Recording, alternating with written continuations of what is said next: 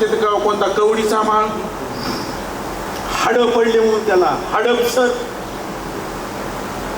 एवढं बुद्धिमान आहे, एवढे आम्ही केलेले आम्ही. हा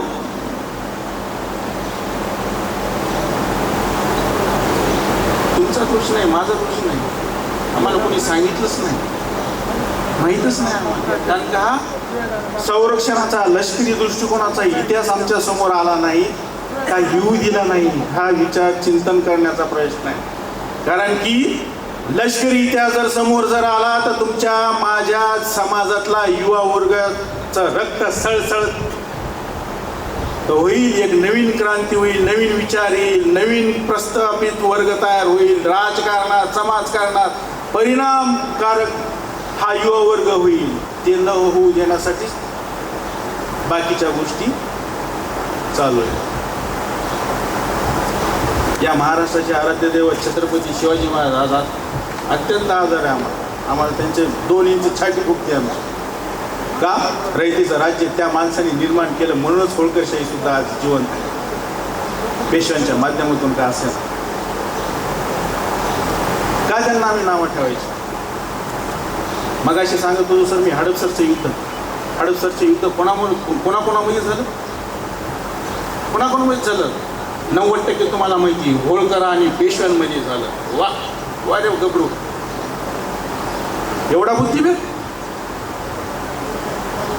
पेशव्यांचं सैन्य किती होतं हडपसरच्या युद्धामध्ये, किती होतं सांगा बरं, माहिती कोणाला. आणि दौलतराव शिंदेचं किती होतं. संपवायलो सर 2च मिनिट हडपसरवरच संपवायला लागलो.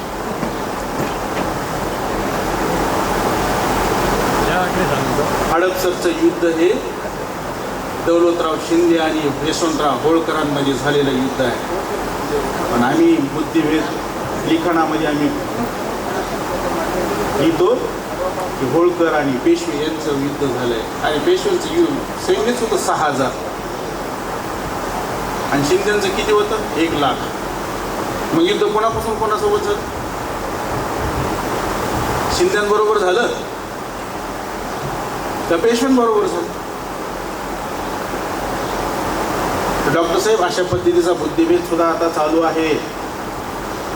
माझ्या अभ्यासात, संशोधनात, चिंतन मननामध्ये काही गोष्टी अशा मला निदर्शनास आल्यात म्हणून मी तुम्हाला बोलून दाखवलं. माझा प्रांत नाही, आमच्या समाजामध्ये रामभाऊ सारखे, अविनाश धायगुडेसारखे, अजून बरेचसे समाधान बागलसारखे व्यक्ती, अण्णा चंद्रकांत हजारेसारखे ते वक्ते आहेत, ते व्याख्याते आहेत. मी व्याख्याता नाही, वक्ता नाही, प्रवक्ता नाही, मी साधा प्राध्यापक आहे. आणि मला एकच जमतंय GCB लावणे इतिहासामध्ये. कुठं काय असेल, आता माझं संशोधन चालू आहे सर तिसऱ्या पानिपतच्या युद्धावर. तिसऱ्या पानिपतच्या युद्धामध्ये मल्हारराव होळकरांना पळकुटा म्हणून जे मंडळ घेतलं ना, त्याच्यावर चालू आहे आता ते सगळं. ते होईल का पळून गेलते, कुणाला घेऊन गेलते, पेशव्यांच्या स्त्रियांना कोणी आणलं, कोणाची जबाबदारी होती, सगळं होईल, सगळं येणार आहे भाई. पण तुमच्यासारख्यांच्या आमच्या पाठीवरती थाप पाहिजे की फक्त तुम्ही लढ म्हणा आणि या दृष्टिकोनातून तुम्ही आम्हाला सहकार्य करता. एक संशोधनात्मक गट निर्माण करून या महाराष्ट्रामध्ये एक आपण संशोधन गट निर्माण करावा आणि त्याच्या माध्यमातून समाजाला खरा इतिहास आणि प्रेरणा देणारा इतिहास, वैभवशाली इतिहास आपण समाजापुढे घेऊन जाऊ, एवढीच मी तुमच्या पुढे मी प्रार्थना करतो आणि माझे 2 शब्द संपतो. धन्यवाद. धन्यवाद प्राध्यापक डॉक्टर महेश चौरे सर. महाराजा यशवंतराव होळकर